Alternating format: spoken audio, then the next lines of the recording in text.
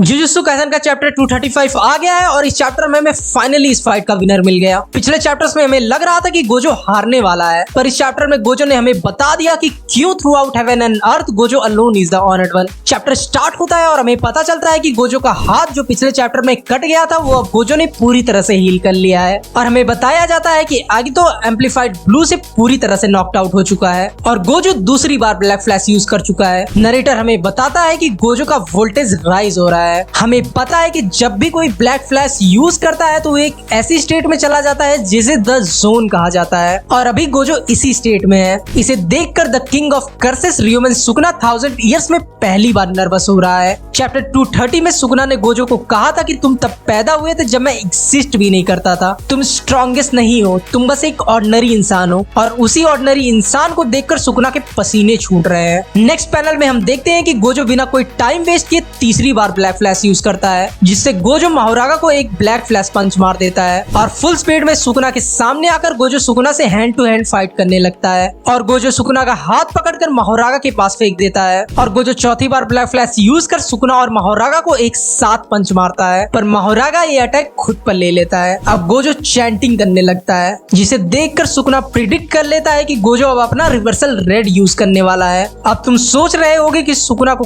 कैसे पता Gojo reversal red use करने वाला है। जब कोई सॉर्सर कोई भी टेक्निक यूज करने जाता है तब उस कर्स टेक्निक को यूज करने के लिए जितनी कर्स एनर्जी चाहिए होती है वो उस सॉर्सर की बॉडी में फ्लो होने लगती है। इसलिए गोजो की इंचेंटमेंट और उसकी बॉडी में फ्लो हो रही कर्स एनर्जी को देखकर सुकुना ने गेस किया था कि गोजो रिवर्सल रेड यूज करने वाला है। सुकुना सोचता है कि अगर गोजो रिवर्सल रेड यूज करता है तो वो माहोरागा को रेड से अडेप्ट करा देगा। सुकुना का गेस एकदम सही था क्योंकि गोजो रिवर्सल रेड यूज करता है, पर यह अटैक सुकुना या माहोरागा को मारने की जगह गोजो रिवर्सल रेड को आसमान में फायर करता है, जिसे सुकुना एकदम पैनिक होकर माहोरागा को यह अटैक तबाह करने को बोलता है, क्योंकि सुकुना को पता है कि गोजो कोई भी अटैक बेमतलब में नहीं करता है। हम देखते हैं कि गोजो का एम्पलीफाइड ब्लू जो पिछले चैप्टर में गोजो ने अगितो को मारने के लिए यूज किया था वो अभी भी वही है। गोजो ने जानबूझकर अपना रिवर्सल रेड आसमान में फायर किया ताकि वो एम्पलीफाइड ब्लू के साथ मिलकर गेस करो क्या बन जाए, हॉलो पर्पल। माहोरागा एम्पलीफाइड ब्लू को डिस्ट्रॉय करने के लिए उसे फॉलो करने लगता है, पर गोजो एम्पलीफाइड ब्लू से क्विक मूवमेंट करके माहोरागा के सामने आ जाता है और माहोरागा को एक पंच मारकर दूर फेंक देता है। हम जानते हैं कि एम्पलीफाइड ब्लू चीजों को अपनी तरफ अट्रैक्ट करता है, इसी वजह से गोजो माहोरागा और ब्लू के बीच में इतनी जल्दी आ पाया, पर माहोरागा ने एम्पलीफाइड ब्लू को अडेप्ट कर लिया था, इसीलिए माहोरागा ब्लू की तरफ अट्रैक्ट नहीं हुआ था। यहाँ पर माहोरागा का अडेप्शन उसे बैकफायर किया। सुकुना पियर्सिंग वाटर यूज करता है ताकि वो रिवर्सल रेड को एक्सप्लोड कर दे, पर गोजो उसे एक पंच मारकर रोक देता है, जिसपे सुकुना कहता है कि तुम लेट हो गए, जिसपे गोजो फिर से इंचेंट करने लगता है। सुकुना सोचता है कि ये इंचेंटमेंट एम्पलीफाइड ब्लू के लिए है और ब्लू पर अटैक करता है, पर सुकुना के पियर्सिंग वाटर से एम्पलीफाइड ब्लू को कुछ भी नहीं होता, जिसे देखकर यूता कुसकाबे से सॉरी कहता है और बोलता है कि अगर मैं वहां पर चला गया होता तो गोजो ये अटैक नहीं कर पाता। इसी से मुझे केंजाकू की वो बात याद आ गई कि जब वो जोगो को ये बताता है कि गोजो सबसे पावरफुल तब होता है जब वो अकेला होता है।